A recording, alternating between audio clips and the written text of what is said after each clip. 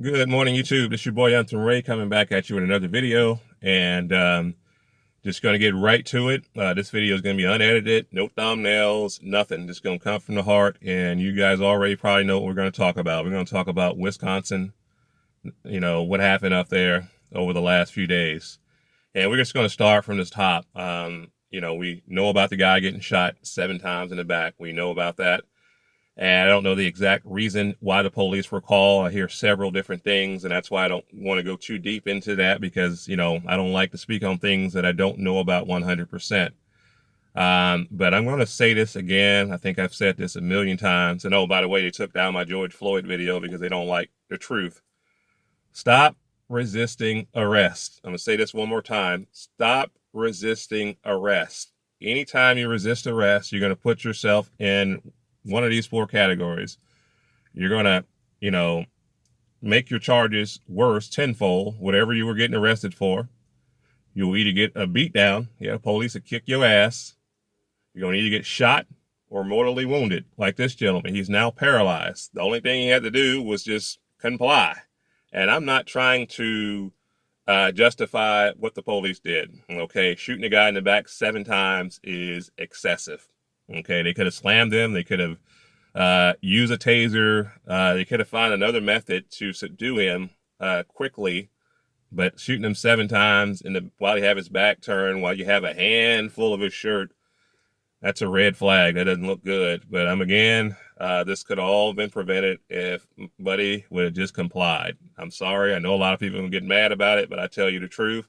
I don't, I'm not a Black Lives Matter supporter because they have one agenda and one agenda only. They don't care about the young kids that are dying in Chicago, all the kids that are, dying across the country.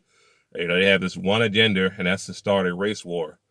Now let's get down to the so-called protests, which I call a riot, looting, and just, criminal, to be honest with you. We're going to talk about the gentleman that shot 3 people, killed 2, and injured 1. Okay. I don't know exactly what happened, but all I saw in the video is that he looks like he was running for his life, and he had a mob of people that were after him. He had a mob of people. I actually saw a guy do a ninja kick with a skateboard, and he shot him. Okay, and I want to ask you guys before you say, oh, he came there to kill people. If a mob of people try to jump on you and you have your firearm on you, what would you do? I want to ask you guys again. If a mob of people run down on you, trying to stomp you in the ground, and you have your firearm on you, what are you supposed to do? Okay.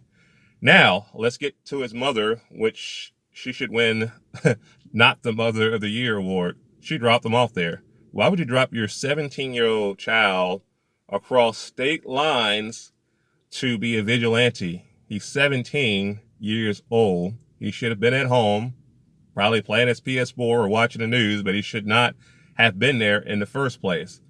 Now this young man is going to have to fight for his freedom, probably getting abused right now because he was put in a bad situation because he did not have the proper leadership from the adults in his own household. I would never let my 17-year-old go out there and be a vigilante. Sorry, no.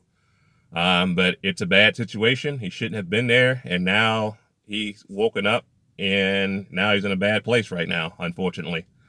But again, what are you supposed to do when you are jumped by multiple people? They say it's murder, but, to other people, it looks like self-defense. Looks like self-defense to me when you're being stumped to the ground by several people. But again, he should have not been there. Okay. But to say he came there to murder, that's pretty harsh to say what, to know what's in someone's heart. I don't know what was in his heart, but I know he shouldn't have been there in the first place across state lines. Okay. Now let's get to the real criminals, which are the looters, the arsons, the people that are destroying businesses. Okay. Do you know that those people probably work their entire lives for those businesses? Do you know that insurance only covers a portion of the damages? Yeah, go look it up. They're not going to cover all of it. So some of those people are going to have to come out of pocket because of you and your rage. Okay. I work with small businesses every day with the Paycheck Protection Program, the PPP program, and a lot of these businesses are holding on for dear life. And for you people to think that it's okay to burn down a business for your cause, which is a cause that is basically for division, okay? No one gets upset when kids in Chicago are getting killed. And I said this several times. I actually got put out of forum because I was speaking the truth. People don't like the truth. They want you to just go along with what CNN says, CNBC, and all these other media outlets that want to sympathize with people who burn, loot, and trash cities. No one's talking about that. All the emphasis is on what the police did. And again, I'm not letting the police off the hook. I'm not saying everything they did was right, but looting cannot be overlooked. I mean, it's a criminal act and it's destroying our cities, and these people are feeling more emboldened and entitled to do this over and over again, and I'm just sick of it, man. I'm sick of people looking over all the facts, and I'm sick of people reacting so fast. Get all the facts before there's a reaction. I mean, do you know all the facts? No. Okay, but everyone wants to go out and burn up a city. You got NBA players that are protesting now. That's their right. If they want to not play games, that's on them. But I just want to have the equal outrage when black people kill each other. I wish we just had equal outrage when we kill each other, and then we can have a conversation. But again, I'm not excusing what the police did. Again, shooting someone 7 times in the back is excessive. However, when you get pulled over, just do this, man. Comply. And you may live to fight another day, because right now, the gentleman, like I said, he's paralyzed. And again, this could have all probably been avoided if he would have complied. And that's all I'm saying. And a lot of people got mad about the George Floyd video because that's all I said. Maybe George Floyd would be alive if he would just got in the car and complied. That's all I'm saying. And that's pretty much all I have, guys. Stay safe, keep you and your family safe. And don't fall for the BS that the media is trying to push down our throats. What they want to do is wage a race war, a fake race war at that, and don't fall for it. Don't fall for it. And what I'll do is I'll catch you guys in the next video. I just wanted to get this off my chest. Again, this is not something I wrote down. It's not scripted. It's just coming straight from the heart. And just wanted to speak on this incident because I am just sick and tired of this happening over and over and over again. I'm tired of police brutality, but I'm also tired of people, the way to react, and reacting in destruction and criminal and arson is not the way.